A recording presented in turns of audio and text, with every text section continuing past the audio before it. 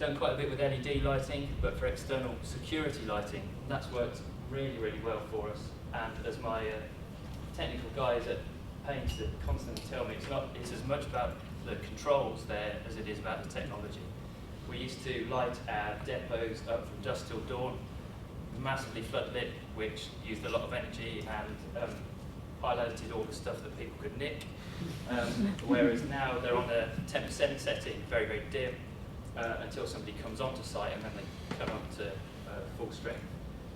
That saved us quite a significant amount of energy. The other thing it's really done is ensured we're a good neighbour.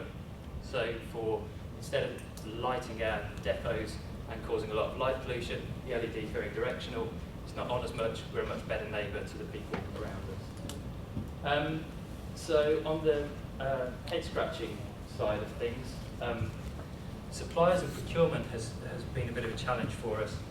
We are duty bound to use the government procurement service, and sometimes that's good and sometimes it's really hard.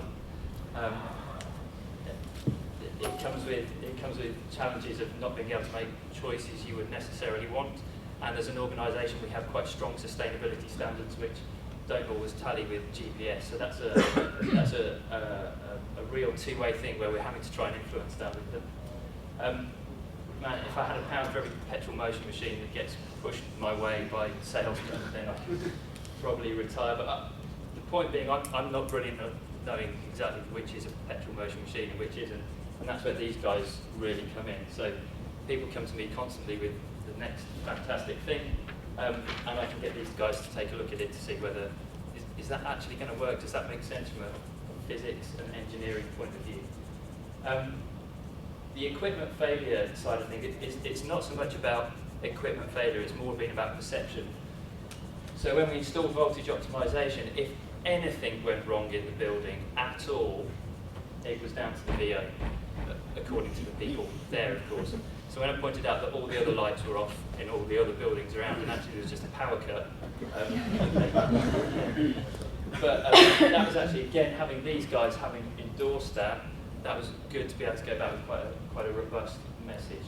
And cost is a challenge.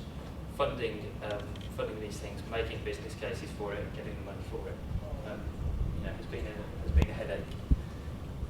A point I wanted to make, which was touched on earlier in the plenary session. I'm really convinced it's not actually all about technology. I know we're talking about technology, but some of it's just about thinking a bit differently. Some of that is technology related. You can see some of the stuff we're doing here, so collecting some of our more difficult samples by bike, but the webcams one is a really relevant one for this. What you can see on the screen there is so there's a river there, we have one of our sluices, and we have what are called trash screens on it to stop the sluice getting clogged up with logs and debris, which increases flood risk. Instead it collects on the trash screen, and we periodically go out and clean those.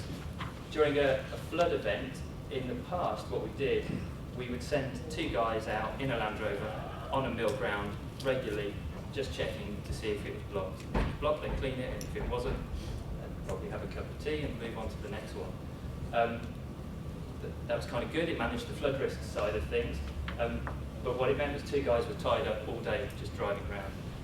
So now we've installed webcams on most of our trash screens, and they can check from the office. They don't have to go out there, they can sit in the office, take a quick look. If it's blocked, they can go out. If it's not blocked, they don't need to. Their time is then better employed elsewhere, doing other things. And I think that's just a really good example of how we've used technology to just think a bit differently about how we need to deliver our outcomes. So data. A bit like Manish was saying from M&S, we've really done a lot with target ownership. So in the same way that our senior managers were, their performance was assessed on how many permits had been delivered on time, how they managed against their financial budget. We gave them energy targets, and their performance was partially assessed on that. All of our reporting has been externally verified for. There's some days it feels like I'm constantly being audited. We've got 14,001 EMAS, CMARS, something else I've forgotten. But that does bring a bit of credibility to it. We've rolled out AMR to cover 95% of our supply. Does everybody know what AMR is? I'm kind of guessing you do, but yeah, that covers 95% of our supply. There's a bit of a challenge with that, which I'll come over to on the other side. And we've made a big point of, I haven't shown you here today, but I've mentioned it, that our footprint, we've really broken it down into the different business units, so different business units understand their impact, and then we've made it their responsibility to contribute towards the overall 33%. On the challenges side, CRC has really driven us to look at our bills, and I don't know whether there's anyone from an energy company here, but sometimes they just strike me as a work of fiction. And hugely complex. You know, we're, I guess, reasonably competent, and sometimes understanding a bill that just has positive, negative going through it, really hard to get into the detail and understand that. On the AMR side, we're struggling but moving towards getting site responsible officers to absolutely own their data and own their performance. That's been a bit of a challenge for that, and we will probably do what we did with the senior management and make it part of their performance assessment. I mentioned this earlier in my group. At the moment, all of our reporting is done through a fantastically complex series of Excel spreadsheets, which is really cheap, so that's good for us. It kind of works, but it doesn't feel very robust, and I'm not sure it's as communicative as it could be. So a simple reporting tool would be great. There's a strong drive to move towards carbon budgets, and I can see the rationale behind that if it drives people to making better choices. But again, that's linked with the previous point. There's a whole lot of complexity behind that. Despite the external verification, we do still sometimes get people questioning the data rather than the actual issues.